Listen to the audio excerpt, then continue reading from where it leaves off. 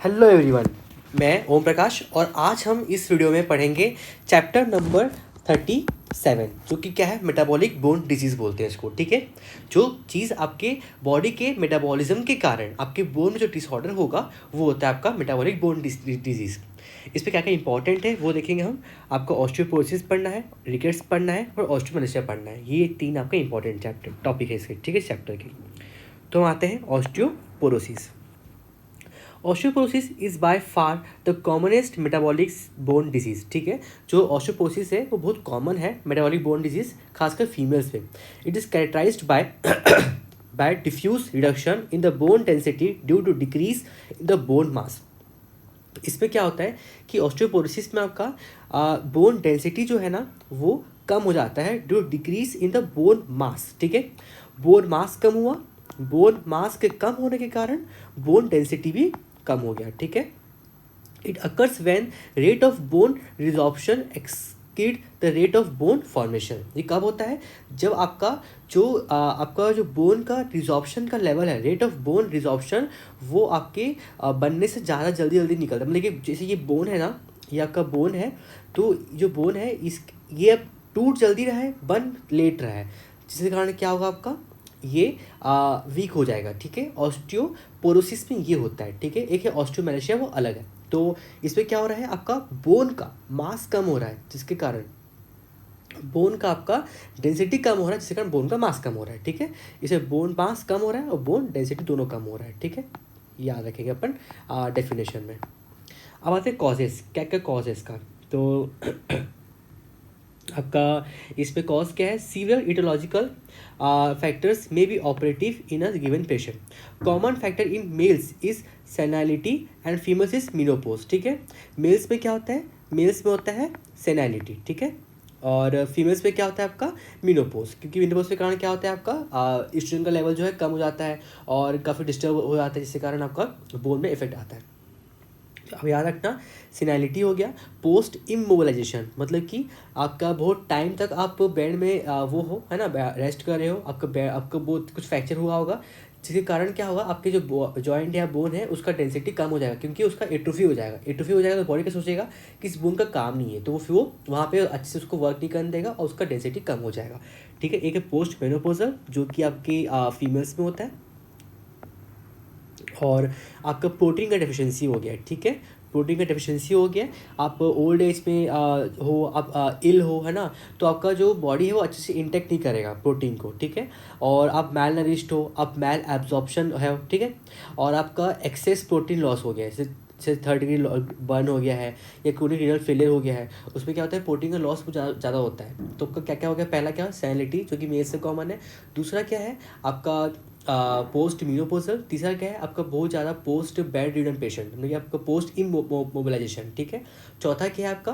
कि आप जो इंटेक है प्रोटीन का वो कम है, जैसे कि मैलनरिस्ट हो गया आपका, है ना, आप मैलनरिस्ट हो, या फिर आप मैनेज का आप माल एब्जॉर्प्शन हो, आपका जो प्रोटीन लॉस है वो बहुत ज़्यादा हो गया है, जैसे कि सीवियर बर्न हो गया, फिर आपका कोरोनियल फेलियर हो गया। अब आते हैं एंडोक्राइनल।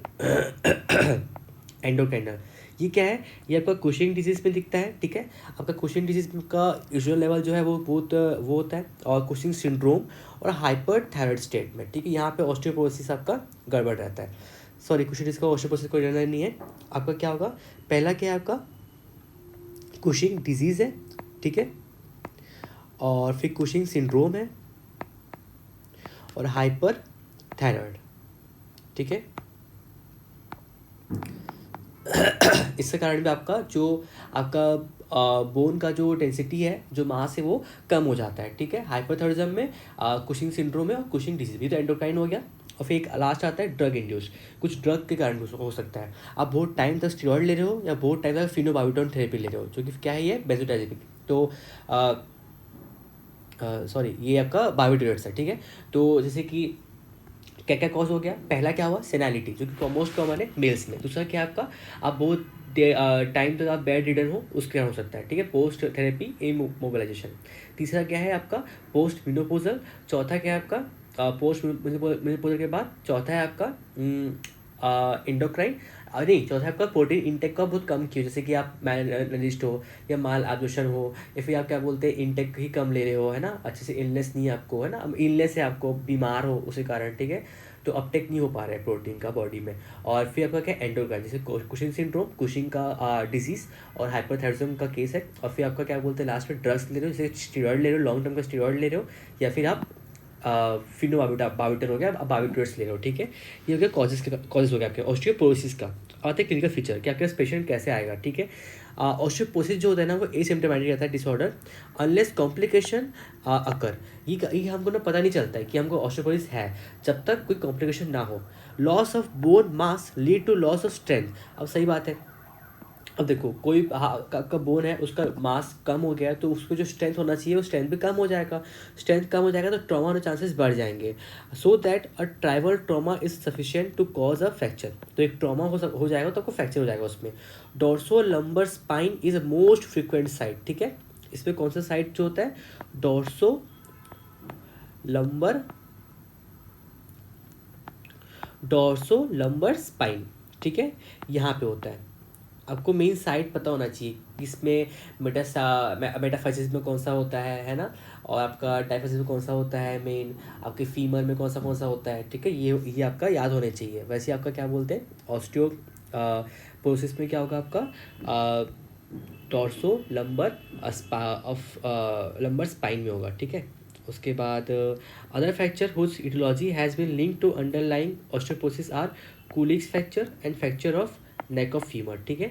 और कौन सा ऑस्टियोपोरोसिस है आपके कूलिंग्स फ्रैक्चर में ऑस्टियोपोरोसिस दिखेगा हम लोग को, और fracture of neck of femur में ऑस्टियोपोरोसिस का चांसेस दिखेंगे हमें, ठीक है। याद रखना कौन सा कूलिंग्स फ्रैक्चर और आपका क्या हो कूलिंग्स फ्रैक्चर हो गया, और आपका नेक ऑफ फीमर का कोई फ्रैक्चर हो गया, ठीक है।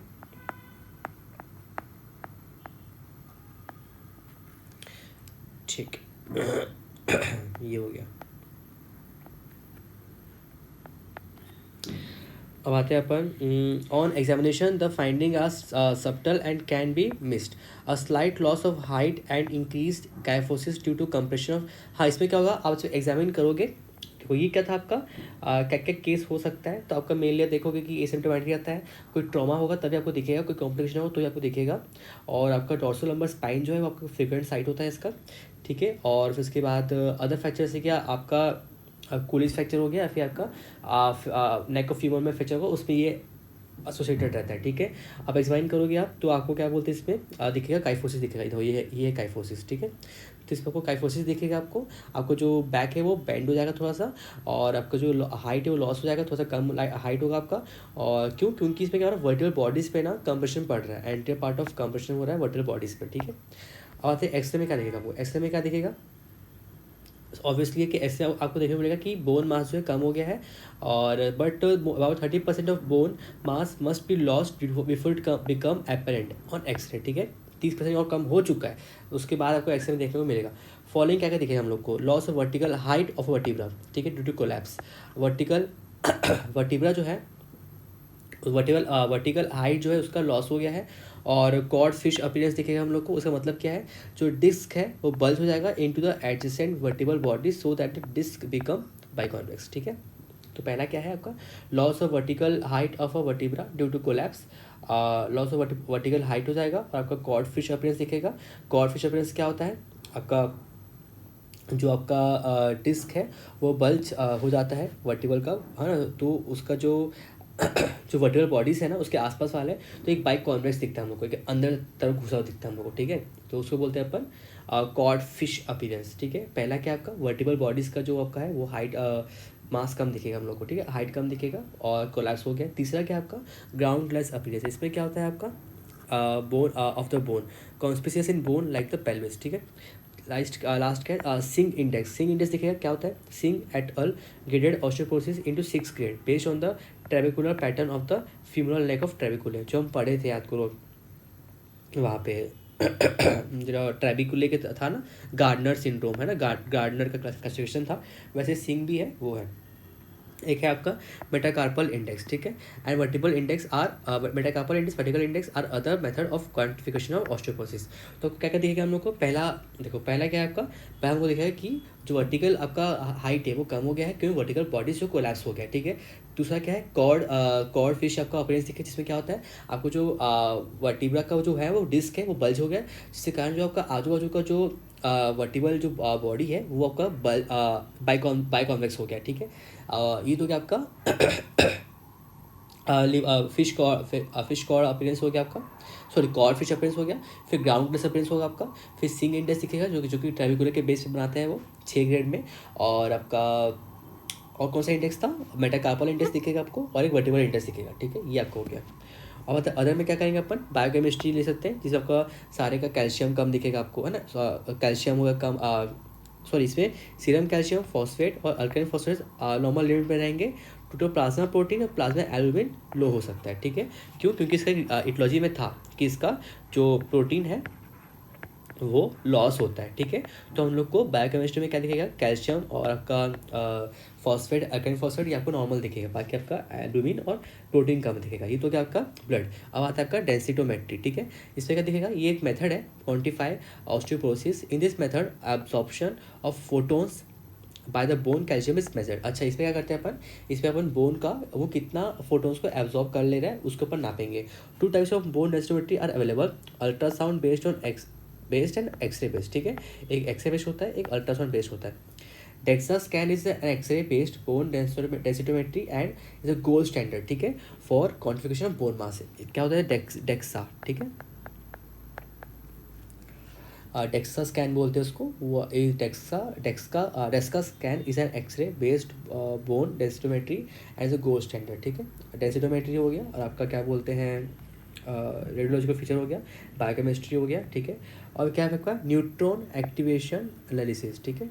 न्यूट्रॉन एक्टिवेशन एनालिसिस, इसे क्या करेंगे अपन, in this method calcium in the bone is activated by neutron warming and is actively measured. और एक हो गया बोन बायोप्सी देख लेंगे।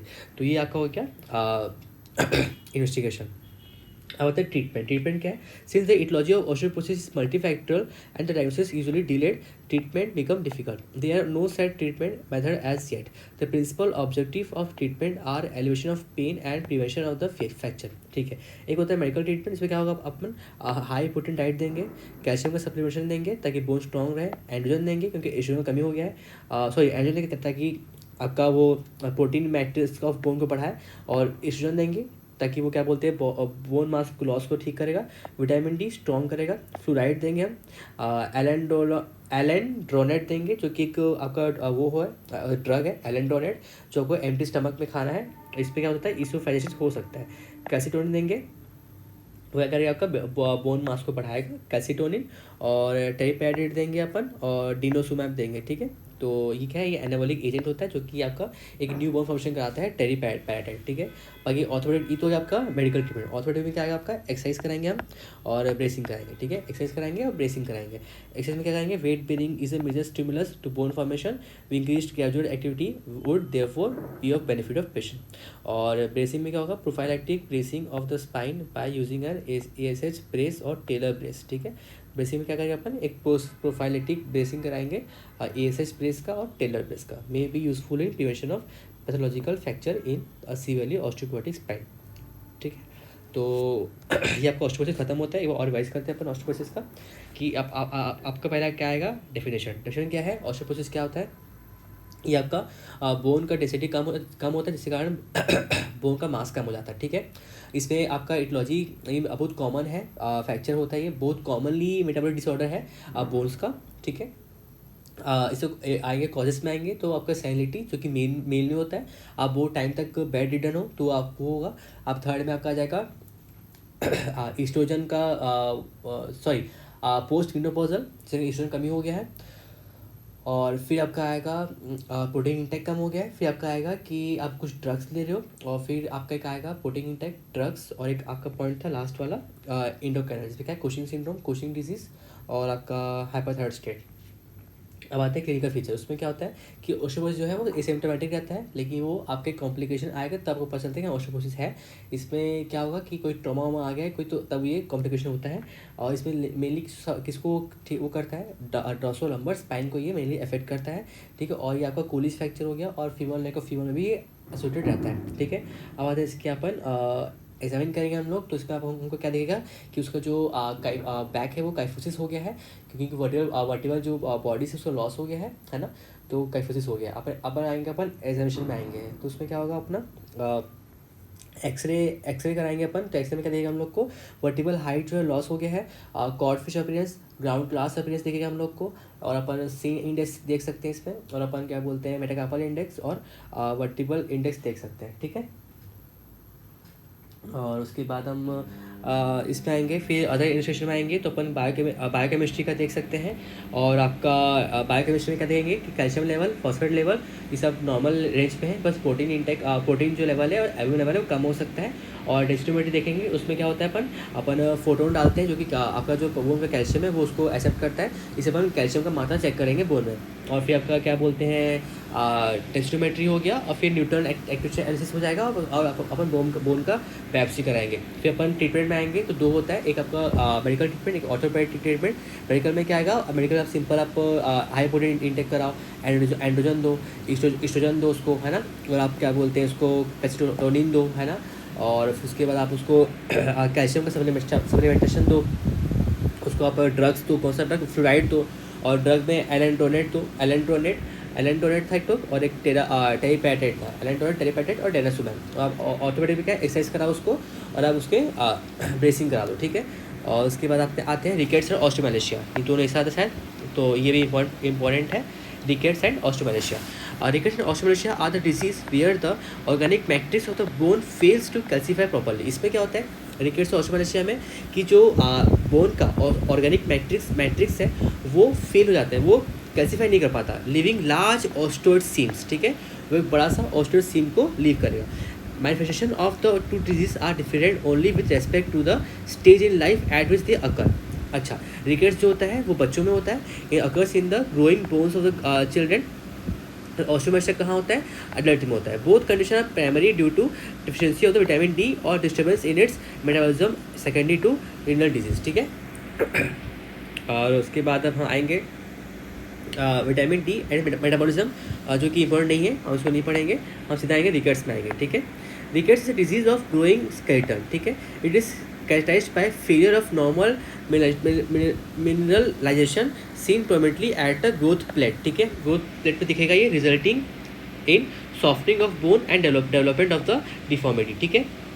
causes क्या है, there are two types of rickets, type 1 and type 2, ठीक है। टाइप 1 क्या होता है, उसमें विटामिन डी का डिफिशियंसी हो जाता है, और मेटाबॉलिज्म में आपका डिफेक्ट हो जाता है। और टाइप 2 में क्या होता है, rickets occurring due to deficiency of phosphate in the extra cellular fluid because of defective tubular resorption और डिमिनिश्ड फॉस्फेट इंटेक। अच्छा, टाइप 1 में क्या होगा, टाइप 1 में आपका विटामिन डी से रिलेटेड है, ठीक है। और टाइप 2 क्या होगा आपका फॉस्फेट से रिलेटेड है आपका, ठीक है। टाइप 2 क्या होगा, फॉस्फेट से रिलेटेड है आपका। तो इसमें क्या होगा, nutritional deficiency continue to be commonest cause of rickets in developing country because of poor social economic condition. हमको क्लिनिकल फीचर क्या दिखेगा, nutritional rickets occur in children about 1 year old, it may occur in older children with a malabsorption syndrome, ठीक है। और इसमें क्या दिखेगा हम लोग को, क्रेनियोटेप्स, ये क्या होता है, क्रेनियोटेप्स क्या होता है, ये एक मैनिफेस्टेशन है रिकेट्स का seen in young infants. Pressure over the soft membranes bone of the skull gives the feeling of ping pong ball being compressed and release, ठीक है। हम जब क्या बोलते हैं बच्चों, ये मेनली बच्चों में होता है, तो अपन जब क्या बोलते हैं प्रेशर लगाएंगे soft membranes bone of skull का, तो हम लोग का एक पिंग पोंग बोन टाइप का फील होगा कि वो कंप्रेस हो रहा है और रिलीज हो रहा है, उसे क्या बोलते हैं अपन, क्रेनियोटेप्स बोलते हैं उसको, ठीक है, क्रेनियोटेप्स।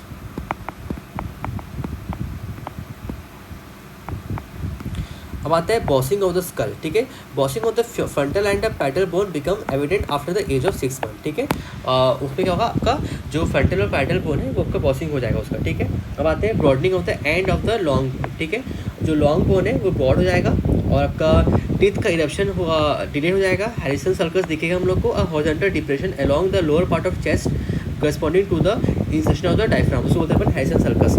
क्या क्या होगा आपका, पहला क्या है कैनोटेप्स, जिसमें क्या होगा आपका पिंग पोंग बॉल टाइप का फील होगा। कैनोटेप्स आपका बॉसिंग हो जाएगा स्कल का, आपका ब्रॉडनिंग हो जाएगा long end of long bones का, आपका डिलेड टीथ इरप्शन होगा, आपका हैरिसन सर्कस दिखेगा, आपका जो चेस्ट है वो पिजन शेप्ड होगा, स्टर्नम इज प्रोमिनेंट, आपका जो रोजरी है रैकाइटिक रोजरी होगा, है ना, Harrison sulcus, rachitic rosary, muscular hypotonia और डिफॉर्मिटी। तो इसमें क्या होगा आपका broadening of the ends of long bone most prominent around wrist and knees, delayed teeth eruption is noticed in infant, Harrison circus a horizontal depression along the lower part of chest corresponding to the insertion of diaphragm, और pigeon chest में क्या होगा the sternum is prominent, और रैकाइटिक rosary में क्या होगा the costochondral junction on the anterior chest wall become prominent.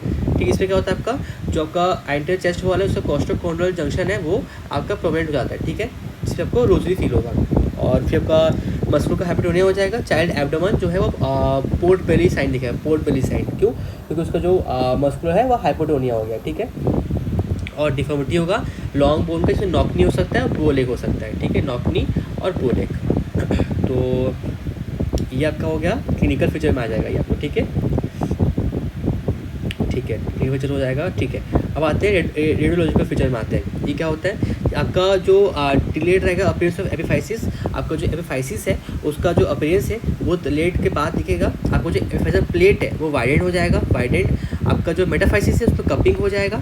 ठीक है, मेटाफाइसिस में कपिंग होगा, एपिफाइसिस में आपका वाइडेंड हो जाएगा प्लेट, और जो अपीयरेंस है वो डिले हो जाएगा, और आपका मेटाफाइसिस का स्प्लेइंग होगा, और आपका रेयर फ्रैक्शन होगा, डाइफाइजल कॉर्टेक्स, आपका बोन का डिफॉर्मिटी होगा। ठीक है, तो क्या क्या हो रहा है, कपिंग हो रहा है मेटाफाइसिस का, वाइडनिंग हो रहा है एपिफाइजल प्लेट का, डिले हो गया एपिफाइसिस का, वाइडनिंग हो रहा है, कपिंग हो रहा है मेटाफाइसिस का, और splaying of the metaphysis, rare fraction और बोन डिफॉर्मिटी।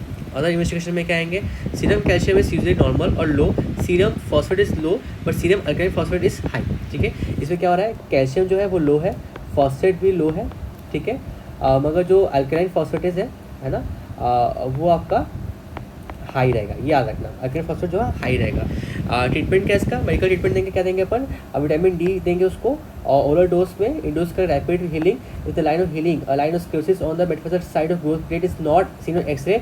तो अपन क्या करेंगे, सेम डोज में भी repeated. In case with the child respond vitamin D therapy, maintenance dose of 400 international unit of vitamin D is given per day. आप इतना याद रखो कि आप विटामिन डी दोगे। ठीक है, फिर आप ऑर्थोपेडिक ट्रीटमेंट दोगे, उस पर क्या करोगे, कंजर्वेटिव मेथड और operative method. Mild deformity correct spontaneously as Rickard heals. Some surgeons use specially design splint. ठीक है, और ऑपरेटिव में क्या होगा, monitor severe deformity often required surgery करेंगे अपन आफ्टर 6 महीने के बाद ही करेंगे अपन। ठीक है, तो वो हो जाएगा। अब आते हैं आपके रिकट्स हो गए। रिकट्स एक बार रिवाइज करते हैं हम लोग। रिकट्स है क्या, रिकट्स क्या है, यहाँ से रिकट्स क्या होता है, रिकट्स में क्या होता है कि एक डिजीज़ है ग्रोइंग स्केलेटन में डिजीज़ होता है, जिसमें क्या होता है आपका जो ग्रोथ प्लेट का नॉर्मल मिनरलाइजेशन नहीं होता है, ये आपका डेफिनेशन हो गया। अब आते हैं क्लिनिकल फीचर में आते हैं, एक क्यों होता है, इसके दो टाइप का है, टाइप 1 टाइप 2। टाइप 1 क्यों हो रहा है, विटामिन डी कमी कारण, टाइप 2 क्या है, फॉस्फोरस कमी कारण। ठीक है, अब आते हैं क्लिनिकल फीचर में आते हैं, तो क्या होगा, हमको दिखेगा इस पर क्रेनियोटेप्स दिखेगा, जिसमें होता है क्या क्रेनियोटेप्स में कि आपके यंग इन्फेंट्स में दिखता है ये pressure over the soft membranes bone of the skull gives the feeling of ping pong ball being compressed and release. ठीक है, आप जब स्कल को दबाओगे तो उसमें पिंग पोंग टाइप का फील आएगा, जो आपका क्रेनियोटेप्स हो गया। दूसरा क्या है, आपका बोसिंग हो जाएगा स्कल का। ठीक है, फ्रंटल पैटर्न का बोसिंग होगा, क्रेनियोटेप्स होगा, और फिर आपका क्या बोलते हैं इसमें काइफोसिस होगा, बोलेक्स दिखेगा, और फिर आपको हैरिसन का सर्कस दिखेगा आपको। ठीक है, और फिर आपको पिजन चेस्ट दिखेगा। ठीक है, आपका चेस्ट जो स्टर्नम आपका बहुत आगे निकला रहेगा, पिजन चेस्ट रहेगा आपको, रोशेट रोजरी दिखेगा आपको। ठीक है, और फिर आपका टीथ करेक्शन डिले होगा, आपका एपिफाइसियल प्लेट जो है लॉन्ग में आपका ब्रॉड हो जाएगा। ठीक है, और मस्कुलर का आपका हाइपोटोनिया हो जाएगा।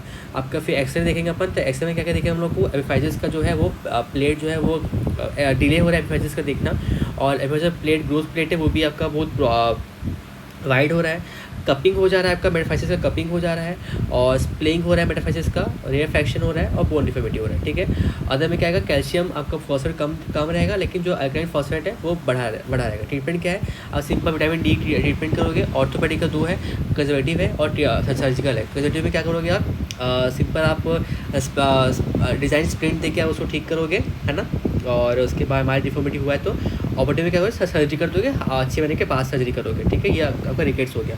अब आते हैं ऑस्टियोपेलेशिया। ऑस्टियोपोरोसिस में क्या पढ़ते अपन, ऑस्टियोपोरोसिस में क्या था, रिकेट्स का याद रखिए ना। तो ऑस्टियोपोरोसिस में क्या होता है, कॉर्ड फिश अपीयरेंस दिखेगा हम लोग को, ग्राउंड ग्लास अपीयरेंस दिखेगा, Singh index, metacarpal index, vertebral index, ठीक है। और फीचर्स में क्या आया था, फीचर्स में कि आपका क्या बोलते हैं इसमें नॉर्मली एसिम्प्टोमेटिक रहता है, लेकिन आपका ट्रॉमा होगा तो दिख सकता है ये, ठीक है। ये आपको सियासी वो था, ज़्यादा नहीं था इसका, ठीक है। और रिकेट्स हो गया। ऑस्टियोपेलेशिया ये क्या होता है आपका बड़ों में होता है ये, ठीक है। इसमें क्या होता है, बोन का हो जाता है सॉफ्टनिंग हो जाता है।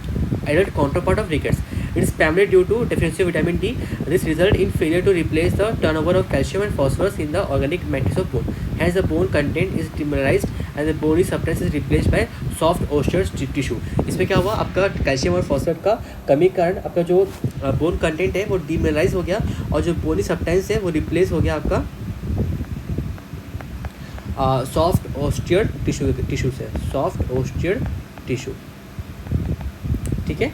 अब आते हैं एटोलॉजी में आते हैं। ये कॉमन होते हैं, वुमेन से कॉमन होता है, वो live in purdah and lack exposure to sunlight. Other cause are dietary deficiency of vitamin D, undernutrition during pregnancy, malabsorption syndrome after partial gastrectomy, ठीक है। फीचर्स क्या देखेंगे आप, मेरे याद रखो कि आपका मेनली क्या हो रहा है, वुमेन्स में होता है और ये आपका मेनली विटामिन डी कमी कारण होता है, कैल्शियम फॉस्फेट कमी कारण होता है। अब आते हैं फीचर्स में आते हैं। तो कोई बोन पेन दिखेगा, ठीक है। अर्ली स्टेज में क्या होगा, symptoms are non specific and diagnosis are is often missed. Bony pain, muscular weakness और स्पॉन्टेनियस फ्रैक्चर, ठीक है। बोनी पेन में क्या होगा, skeletal discomfort ranging from backache to diffuse bony pain में अकर, ठीक है।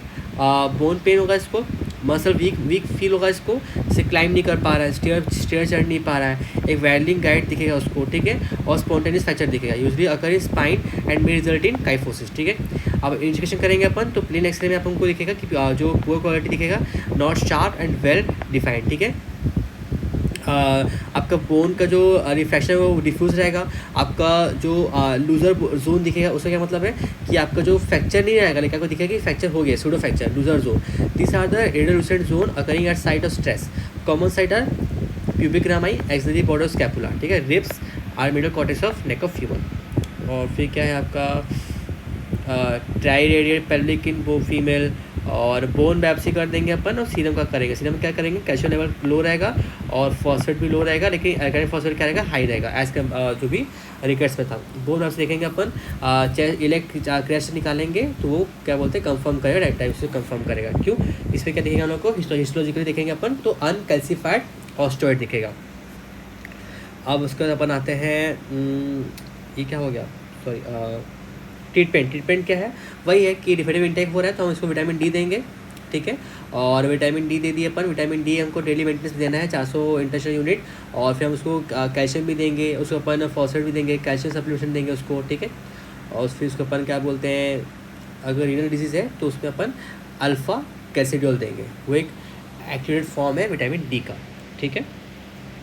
आपका ऑस्टियोमेलेशिया भी हो गया, ठीक है। चैप्टर ख़त्म होता है। अब हम नेक्स्ट चैप्टर देखते हैं कौन सा आपका है, ठीक है। चलो, थैंक यू।